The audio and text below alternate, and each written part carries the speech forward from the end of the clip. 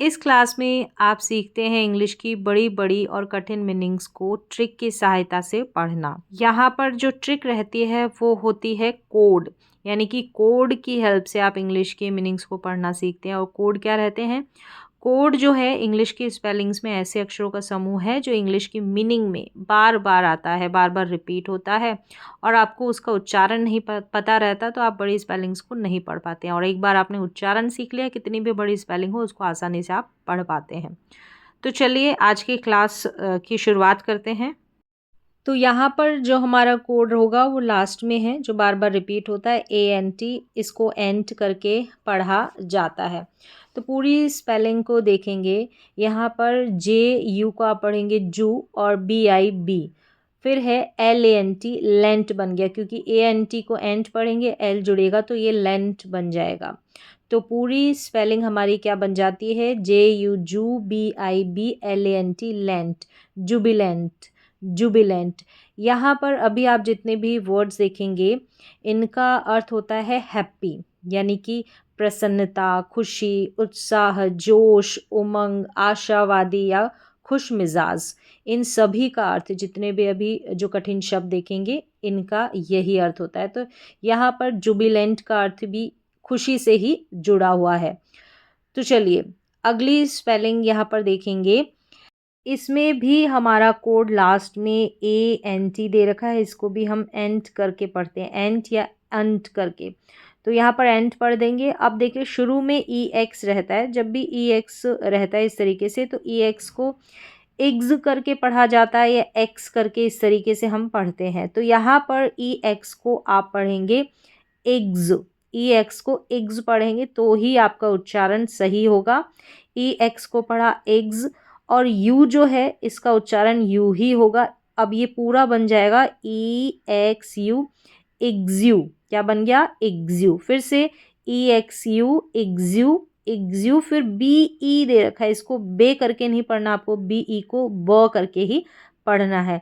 कई सारे स्पेलिंग्स में जैसे बी के बाद में ई दे रखा है, यहाँ पर कई बार ओ भी आ जाएगा, ठीक है, जैसे ई आ रहा है तो उसको भी हम अ करके ही पढ़ते हैं मोस्टली।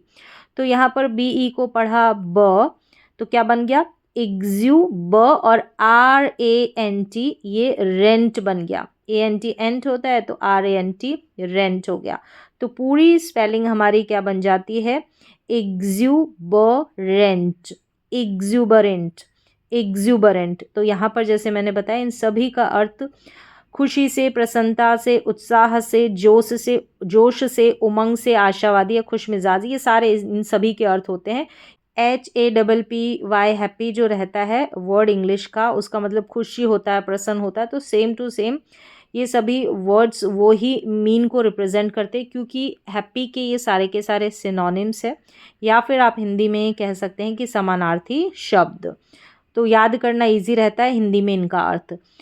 तो यहाँ पर देखा आपने एग्जुबरेंट। चलिए और इससे अगली स्पेलिंग देख लेते हैं, मिलती जुलती, यानी हिंदी अर्थ से मिलती जुलती। तो यहाँ पर जैसे लास्ट में इस स्पेलिंग में ED है, ED के उच्चारण 3 तरीके से होते हैं, इड होते हैं, ठीक है, ED का इड, या फिर ट करके होता है या ड करके होता है। इस तरीके से 3 इसके प्रोनाउंसिएशन रहते हैं और ये रिपीट होता रहता है, क्योंकि पास्ट फॉर्म बनाने के लिए हम जो है वर्ब्स के साथ ED लगाते हैं। और यहाँ पर एक चीज़ और ध्यान रखें, अभी तक आपने जितने भी वर्ड देखे वो विशेषण है, एडजेक्टिव है, क्रिया नहीं है। क्या है? विशेषण, एडजेक्टिव। तो यहाँ पर शुरू में DE है, तो DE भी जो है रिपीटेड कोड है, ये कई बार D पढ़ा जाता है DE को, कई बार DE को डे भी पढ़ देते हैं। तो यहाँ पर DE को आप D पढ़ेंगे। फिर है LI, यहाँ पर IGHT, ये जो है IGHT, इसको आइट करके पढ़ेंगे, आइट। और जो यहाँ पर हमारा कोड है वो है GHT, GHT को ट पढ़ेंगे, जब भी आपको नज़र आएगा GHT ट करके पढ़ दिया जाएगा। और फिर ED है तो इसको इड पढ़ा। चलिए अब उच्चारण देखते हैं। DE को पढ़ेंगे D, ठीक है, LI को लाई, LI को लाई, और GHT को ट, और ED इड बन गया। तो पूरी स्पेलिंग हमारी क्या बन जाती है? डिलाइटेड, डिलाइटेड, डिलाइटेड, ठीक है, डिलाइटेड। चलिए नेक्स्ट स्पेलिंग देखेंगे। यहाँ पर देखिए GHT कोड है हमारा, जिसको ट करके पढ़ा। ईड भी रिपीटेड कोड है, इसको 3 तरीके से इसका प्रोनाउंसिएशन इड होता है, ड होता है या ट करके हम इसको प्रोनाउंस करते हैं। और डी ई भी हमारा कोड है, इसको डी ई को डी या डे करके पढ़ते हैं, बीच में आ जाता है तो ड करके भी इसका उच्चारण हो जाता है स्पेलिंग के बीच में। तो नेक्स्ट देखते हैं स्पेलिंग। अब नेक्स्ट में यहाँ पर देखें ROUS है, ROUS भी रिपीटेड कोड है। अगर ROUS रहता है तो रस करके पढ़ते हैं, ठीक है। OUS रहता है तो अस करके पढ़ते हैं। और TU जो ROUS से पहले TU है, इसको च करके पढ़ेंगे, इसको टू करके या ट्यू करके नहीं पढ़ना है। तो चलिए पूरी स्पेलिंग देख लेते हैं। यहाँ पर सबसे पहले आप पढ़ेंगे RAP को रैप करके पढ़ेंगे, रैप, फिर TU च, रैप च, और ROUS रस, रैप्चरस। क्या हुआ? रैप्चरस, रैप्चरस पढ़ा। इसमें लास्ट में हमारा OUS कोड है या ROUS कोड है, रस या अस करके पढ़ेंगे।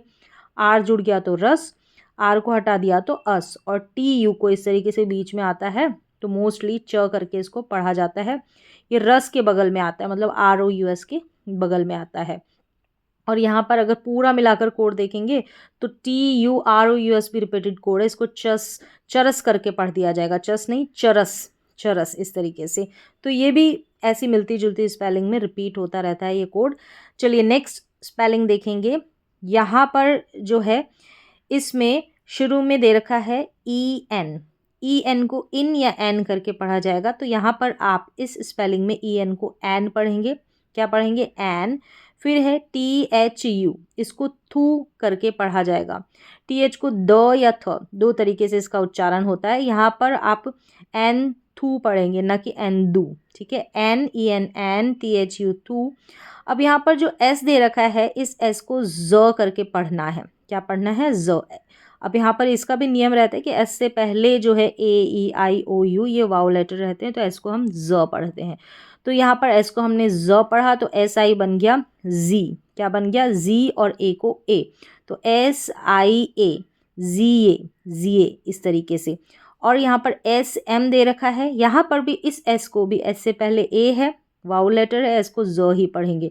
तो पूरा ये देखिए इस तरीके से बन जाएगा उच्चारण इसका, जिएजम, SIASM, जिएजम, जिएजम। तो पूरी स्पेलिंग का उच्चारण क्या बन गया? ENN THU two, N two, जिएजम, जिएजम। इसको सिएसम या इस तरीके से ना पढ़े, जिएजम, SIASM, जिएजम। तो पूरी स्पेलिंग एंथुजिएजम, एंथुजिएजम। चलिए नेक्स्ट स्पेलिंग की तरफ बढ़ते हैं। यहाँ पर देखें लास्ट में तो FUL फुल है, रिपीटेड कोड है, इसको फुल करके पढ़ा जाएगा। अब यहाँ पर MIRTH है। अब जब इनके बीच में IR आ रहा है ना, ये भी रिपीटेड कोड है। यहाँ पर इसको IR को अर करके आपको पढ़ना है और TH को थ पढ़ना है, ठीक है। TH के दो उच्चारण रहते हैं, थ या द। तो पूरी स्पेलिंग देखिए, यहाँ पे इसको मिर्थ नहीं पढ़ेंगे क्योंकि IR को हम अर करके पढ़ेंगे तो MIRTH मॉर्थ बन जाएगा, मॉर्थ, और FUL फुल, मर्थफुल, मर्थफुल। नेक्स्ट स्पेलिंग देख लेते हैं। यहाँ पर इस स्पेलिंग के बीच में जो GU आ रहा है उसको ग करके पढ़ेंगे, ये आपको ध्यान रखना है। ऐसे अधिकतर स्पेलिंग में ये आता है GU, ये कोड आता है GU और इसका उच्चारण ग करके रहता है। लास्ट में INE है, इसको इन करके पढ़ेंगे। जब भी लास्ट में ई रहता है वो साइलेंट रहता है, उसका उच्चारण नहीं होता है।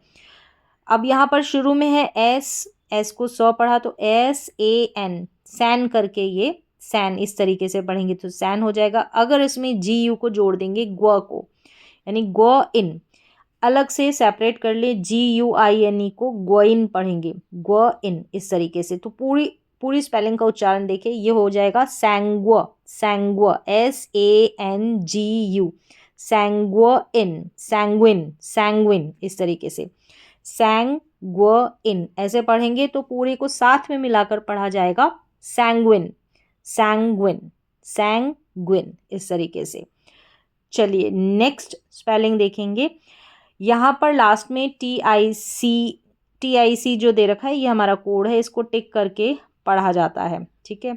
और IS को भी जोड़ देंगे तो स्टिक करके पढ़ा जाएगा, स्टिक, ISTIC। ये भी जो है रिपीटेड कोड है, टिक या स्टिक, ये दोनों ही रिपीटेड कोड है, ये भी स्पेलिंग्स में रिपीट होते रहते हैं। तो पूरी स्पेलिंग हमारी क्या बनेगी, यहाँ पर OP है, OP को आप ऑप पढ़ेंगे, OP ऑप, TIT ऑप्टी। फिर है MIS को आप साथ में पढ़ देंगे तो मिस हो जाएगा, ये भी रिपीटेड कोड है, MIS मिस पढ़ा जाता है, तो ऑप्टी मिस और TIC इसको हम टिक पढ़ते हैं। तो पूरी स्पेलिंग हमारी क्या बन जाती है, ऑप्टिमिस्टिक, ऑप्टिमिस्टिक। तो यहाँ पर आपने जितनी भी स्पेलिंग्स पढ़ी है एक बार इनको रिपीट कर देते हैं। पहले तो जान लें कि ये सारी की सारी स्पेलिंग्स जो है हैप्पी के समानार्थी शब्द है, वर्ड्स है, यानी हैप्पी से ही जुड़े हुए हैं। जो हैप्पी का सेंस निकल कर आता है वही हिंदी में इनका अर्थ निकल कर आता है। अब यहाँ पर ये सारे जो है ये एडजेक्टिव है, यानी कि विशेषण है, ये वर्ड्स किसी भी सेंटेंस में आ जाते हैं। एक बार रिपीट कर लेते हैं। सबसे पहले आपने देखा जुबिलेंट, फिर है exuberant, delighted, rapturous, enthusiasm, mirthful, sanguine, optimistic. तो एक बार आप इन सभी स्पेलिंग्स की पढ़ने की प्रैक्टिस कर सकते हैं। तो यहाँ पर याद करना इजी होता है, हिंदी का अर्थ जो सेम ही मीनिंग देते हैं। तो आज की क्लास में बस इतना ही, मिलते हैं अगली क्लास में।